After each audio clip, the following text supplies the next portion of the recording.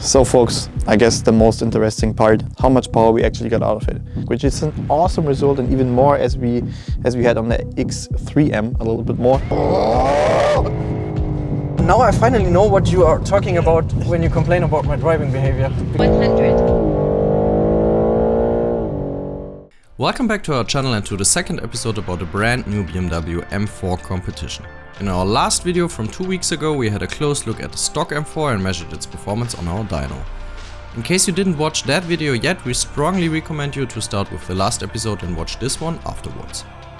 Today it'll be all about how much performance we can get out of the new S58 engine in the M4 and how fast it will be from 100 to 200 km per hour. So let's get right to our dyno to measure the tuned performance.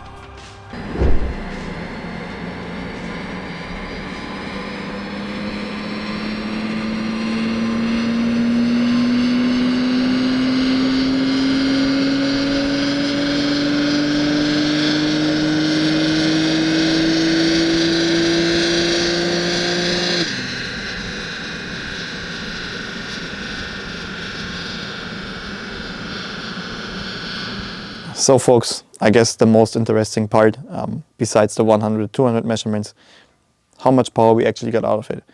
Before we're gonna walk over to the screen and I actually show you the results, I would like to mention that we did spend a hell of a lot of time on the dyno with the car to get it, to get it perfect. Maybe some of you who follows us on Instagram, we posted some behind the scenes stuff this time. And in the beginning we had around 620 horsepower, and we improved the software and keep improving it, and we are really happy with the final result. Enough of that, let's walk over to the screen. Final performance figures: 650 horsepower, so 649 if you want to be exact, and 760 Newton meters of torque, which is an awesome result, and even more as we had on the X3M, a little bit more. And what you can see here on the screen, dyno sheet, thick line is tuned, of course, thin line is stock. We did spend a lot of time to get how the torque kicks in and how it builds up torque smooth. We spent, that was the main challenge basically. So the car is really still enjoyable to drive. When you have like a torque bump here in the beginning and so on, that is not nice and doesn't drive that well. So we worked a lot on how it actually builds up the torque, and it's really smooth. And also a lot more over stock and of course all over the RPM range until red line.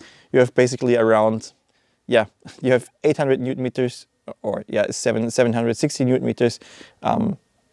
Nearly all over the RPM range, drops a little bit back at the top, but you're still looking at, definitely over 680 Newton meters here. And it behaves, basically like stock, but just with a little bit or a lot more. Also, in terms of power, what you can see, we have now wheel horsepower. We have more wheel horsepower than engine power before, which is really impressive. And you can see here as well, really smooth. Up until red line, full power at 7,000 RPM for a turbocharged. Full power at 7,000 RPM, which is impressive for a turbocharged engine.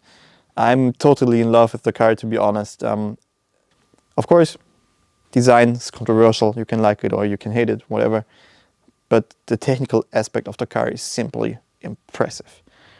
So I guess that's it from the dyno. Let's do the 100-200 runs. Alright, so back in the M4, the difference is? 100 horsepower and shitload of torque. That's true. So let's see.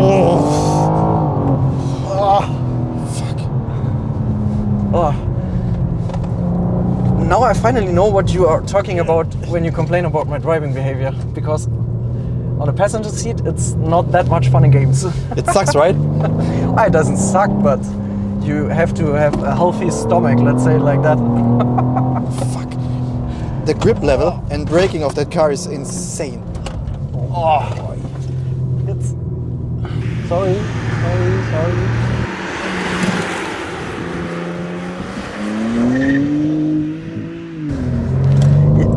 Maybe... it's impossible to speak. Good thing is there's a truck which drives slowly, so we can actually have a conversation now. Good for you. Mr. Head of Development, what do you say about the improved performance? I mean, there is basically no difference to stock. Yeah, true. You definitely cannot feel the 100 horsepower more. No, it's ridiculous. The power is just ridiculous. I don't know, I think, no, there are not much cars which are as stupid as that car. I mean, I think the last car, which was like, I think that was the AMG GT 4-door was, but I mean, you're talking about close to 700 or more than 700 horsepower in that car. Yeah, and it's just a bigger car. Yeah. I mean, and it's heavier, even though this is quite heavy already, and it feels bigger, it's a bit more comfortable, and this is like a completely different breed of car, and it feels as fast as the GT4. Yeah, and the thing is, this is rear-wheel driven, completely, 100%. Yeah, no all-wheel drive. And it feels like it's so sharp to drive. Yeah. I mean, the craziest thing for me is that even though you have 100 horsepower more than stock, which means 650 horsepower, you have to imagine how much that is, the chassis still doesn't feel overpowered. Oh. Like, it works. The brakes are that good. The grip level feels like it would be enough for 900 horsepower. Don't kill the cyclist. It's just like, it's that crazy which amount of horsepower it got with the tune, and it's still totally drivable. Yeah, and it feels natural. It feels like the car like is out of the factory with 650 horsepower. It's like really what BMW did there. I have no idea how they managed to set up a car like that with that amount of weight, with a grip level like that. It just hurts, even as a driver. Yeah. If you really give this car full throttle, it hurts in your body because there is such an amount of G-powers. And the grip level of the car is simply ridiculous. It's crazy. I mean, we should change seats, right? You have to. We definitely should. So you are the one suffering and I'm the one having fun. So let's change. Fuck.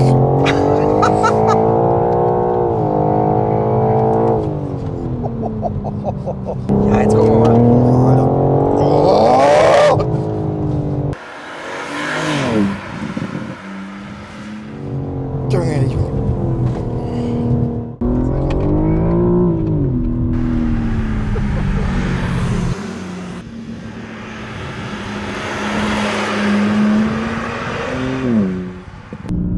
Und er kommt hinten nicht, gell? Er kommt hinten. Was meinst du? Okay, Dani, what do you say as a passenger? I mean, I was close to throw up, actually. Yeah, it's a really bad car for passengers. Yeah. It's just too fast and too powerful, and I didn't like it either, but as a driver, I had a lot of fun. It's definitely a lot more fun to sit on the driver's seat than on the passenger side. Definitely.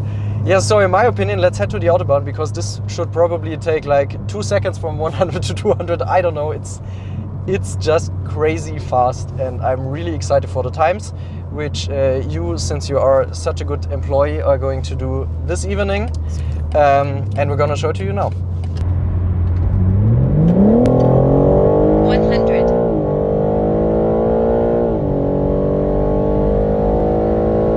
200.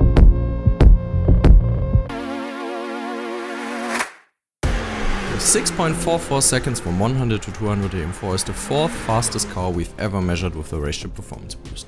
It's faster than a tuned AMG GTS or AMG GT4 63S and just a few hundred slower than a Porsche 991 Turbo S.